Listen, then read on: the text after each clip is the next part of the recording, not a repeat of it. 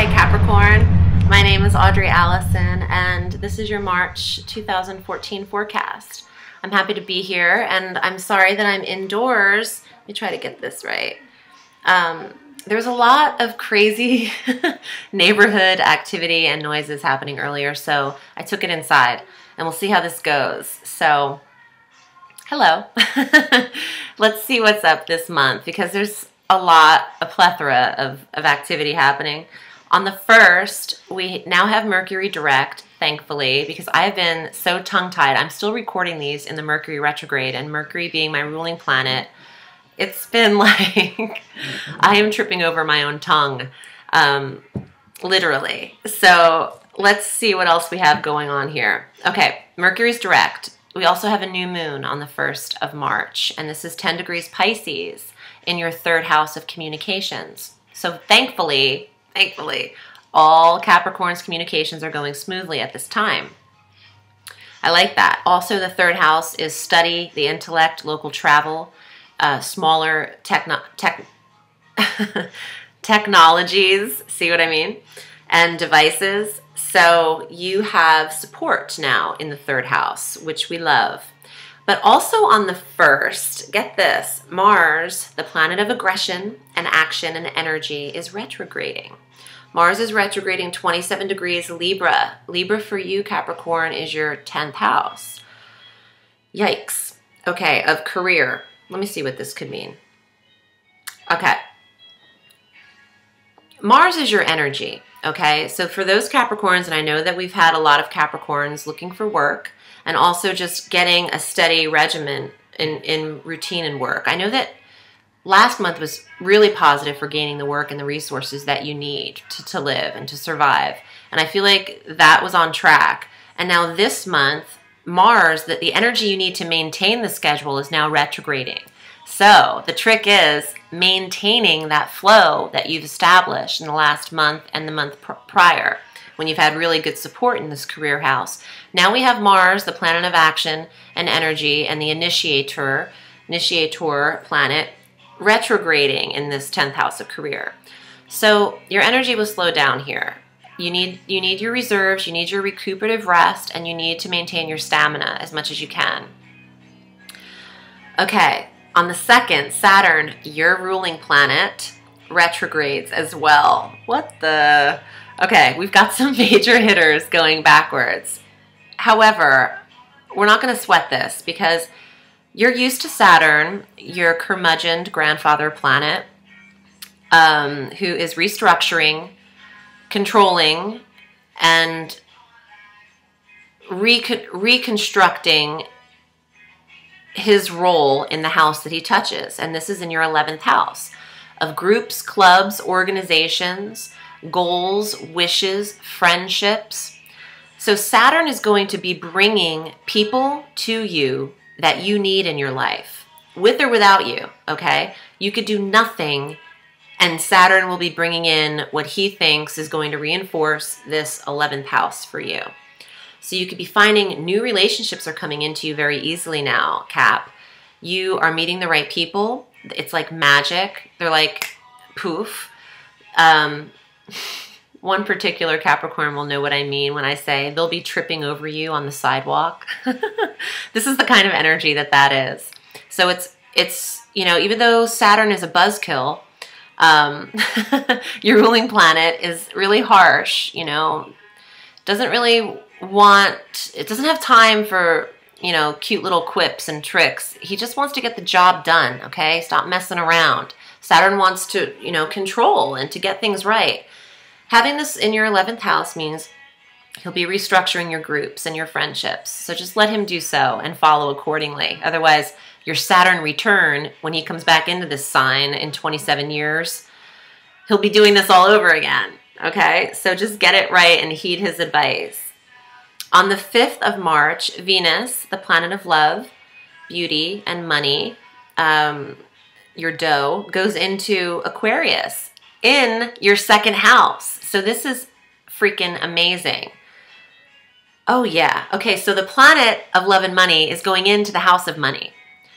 Okay, I'm really comfortable, even though Mars is retrograding in that 10th house, you're still earning, Capricorn. You're still getting an income here. This transit takes place for a full month. Venus will be in Aquarius, your second house, from March 5th through April 5th. So that's some pretty sweet support right there. You have your dough. You have your finances coming in. And you're even able to save. And Capricorns really, some of them can't even wrap their head around that concept, but they desire it like nobody's business. They yearn for a steady savings account, and that steady, grounded energy is what governs Capricorn. So when their finances are in order, their whole life is in order. So this is a really good placement for them. So I'm happy for you. Let's see. I haven't even gotten through a full week yet, and I'm exhausted with this with this horoscope because now Jupiter's going direct. What the hell? Jupiter's going direct on the 6th of March at 10 degrees Cancer, your opposite sign, your super compatible sign in your 7th house of relationships. So Jupiter's been in Cancer. So let me start with that. So he's been in Cancer since last July. He'll continue to be there until July 17th. So your relationships have been very connected. A lot of Capricorns are finding their soulmates at this time, or they're getting married or finding their partner. Even business relationships and business partnerships is the 7th house. So you're meeting the right people. And now that Jupiter's direct, you could just be re-establishing this relationship again, you know, feeling more grounded and luckier in it. Jupiter is luck and abundance and growth and expansion. So your relationship could be expanding at this time, which is very sweet. Good for you. If you don't have a relationship, trust that Jupiter that's in your opposite sign right now is filtering down energy across the astrological wheel to you, Capricorn. So you have really good aspects to find this kind of connected, monogamous, healthy relationship for the remaining 5 months it's stationed in Cancer. Okay.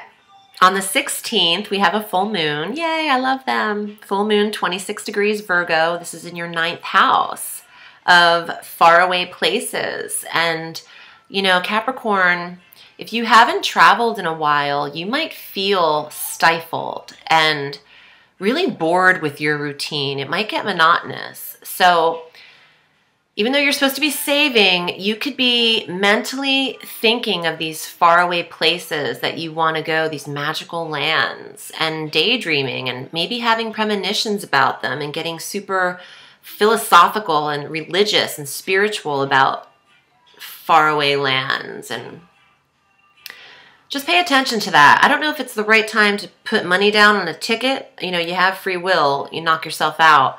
But I think with some of these heavy hitters retrograde, it's just a good time to think about them and then implement the travel in April because you have better support for actually traveling in April.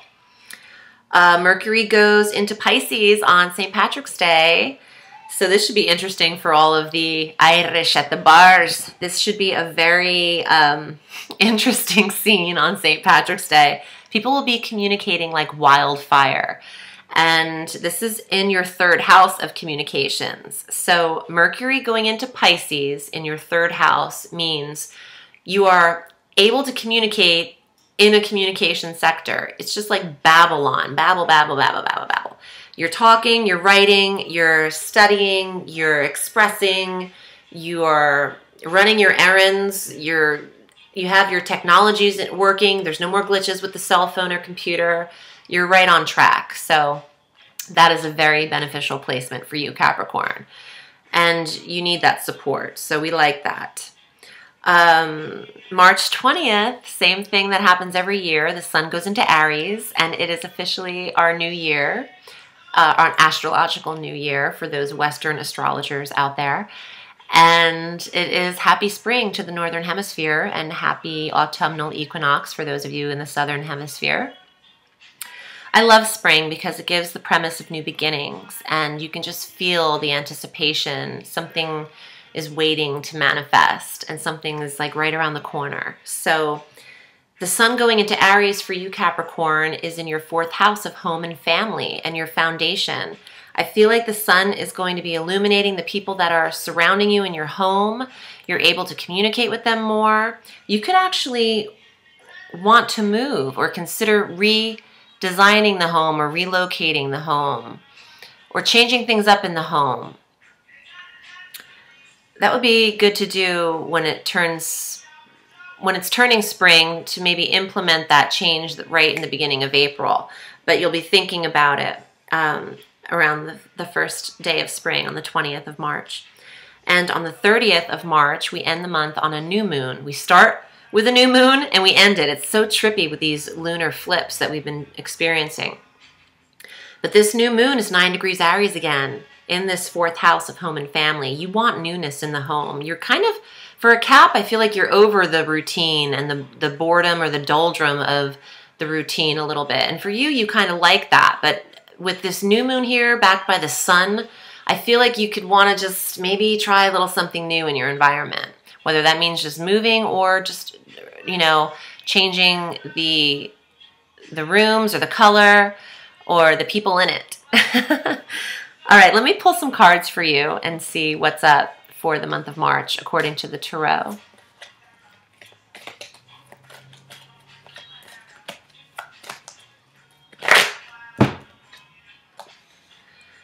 Seven of Swords. Trust me when I say this.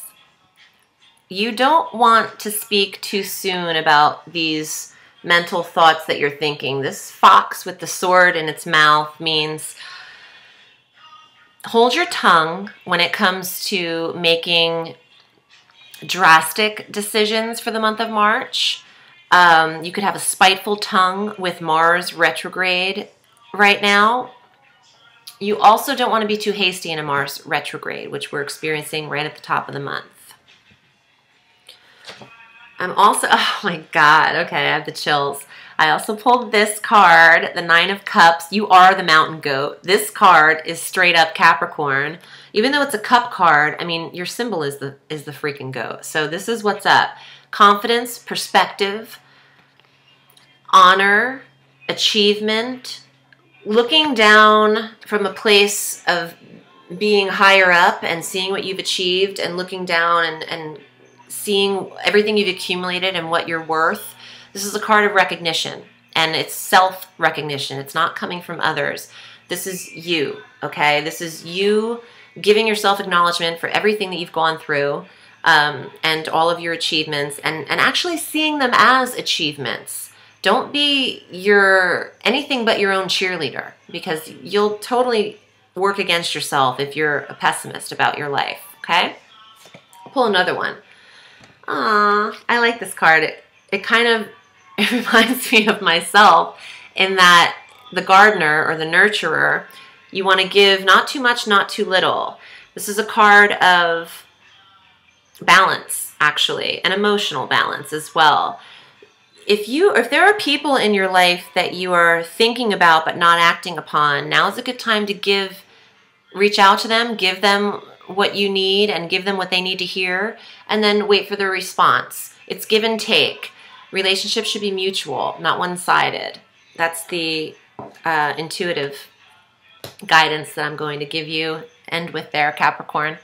My name is Audrey Alison, and thanks for tuning in. I thank you also for your patience with me recording these inside. It's a little different, a little dark, but you can see my tan, so I'm kind of digging that. Anyway, I hope you have a beautiful month, and thank you so much for tuning in and subscribing. If you'd like me to read for you, I do readings all through the week, and you can book with me at audreyallison.com, and you can find me at Facebook at Audrey Allison Astrology and Tarot. Thanks so much, Cap. I will see you in April. Have a sweet day. Bye.